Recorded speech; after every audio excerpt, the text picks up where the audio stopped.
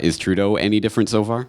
Trudeau is no different at all. In fact, he openly supports Bill C-51, and he got behind the bill. That should be an eye-opener to people to show them that, it's the same left, right, false paradigm. It's the same thing in the United States. We're having it here. You're listening to The Corbett Report. This is James Corbett of CorbettReport.com coming to you from Acapulco, Mexico on the 1st of March, 2015, as we record this conversation with my good friend Dan Dicks of PressForTruth.ca. And he has traveled not so far as me, but still a long way to be here. And today we're going to talk not about Mexico, but about Canada, where some interesting political developments are unfolding ahead of this year's selections, where Harper looks like he may be replaced as Prime Minister, perhaps by a young upstart who will be well known to Canadians, but probably not so well known to the rest of the world. First of all, Dan, thank you so much for joining me. No problem. My pleasure. All right. So first of all, for the benefit of people out there who don't know the intricacies of Canadian politics, who is Pierre Trudeau?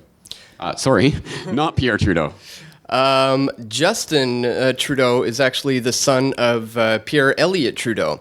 For people who don't know, he was our former Prime Minister of Canada, and his son is now the young, charming, hope, change, up-and-coming savior of Canada that they are now propping up and positioning him now for leadership. So he's going to officially be the counter opposition to Harper, and it looks like they're just trying to whisk him in right now.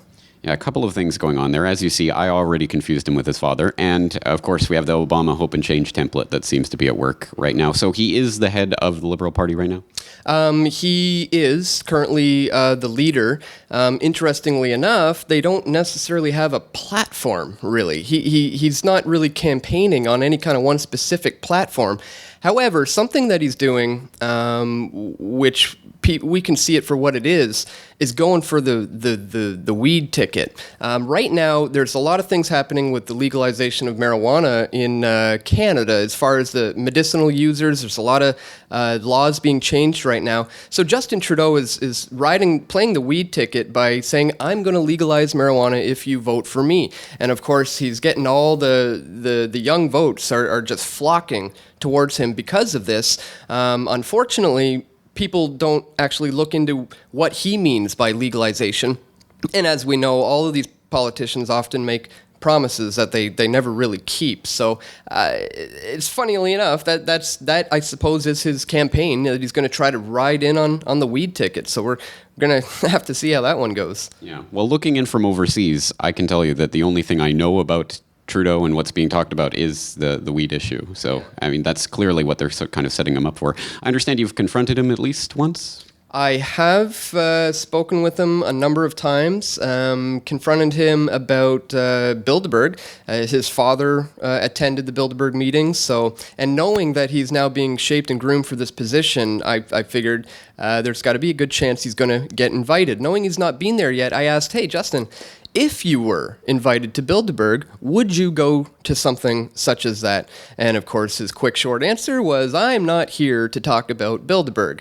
But we will be at Bilderberg this year in June in Austria, and I'm going to be keeping my eye out for him there because, of course, we have an election coming up in October.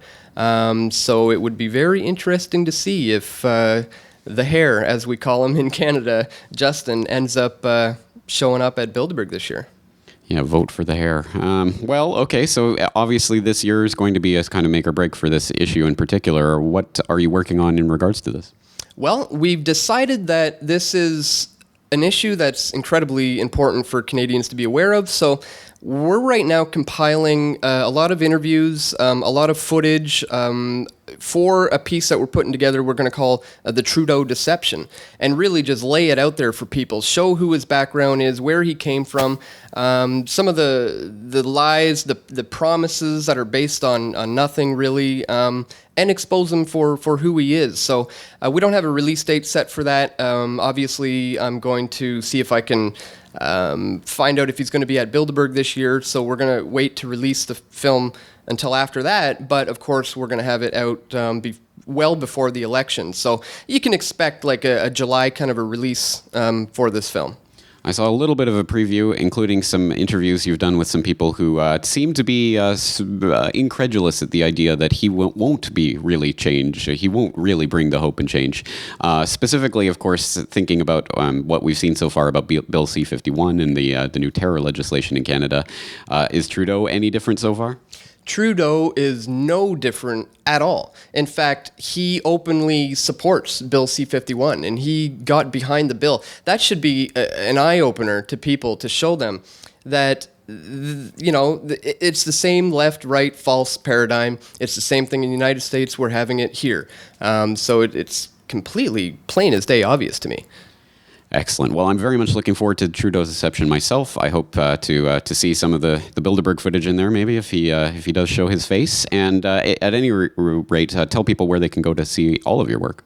The film will be released as we do with all our films for free on YouTube at Press for Truth or youtube.com/Weaving Spider. And then, of course, it'll be available on my website, PressForTruth.ca. Dan Dicks, pleasure to finally meet you. Thank you for taking the time. Thank you.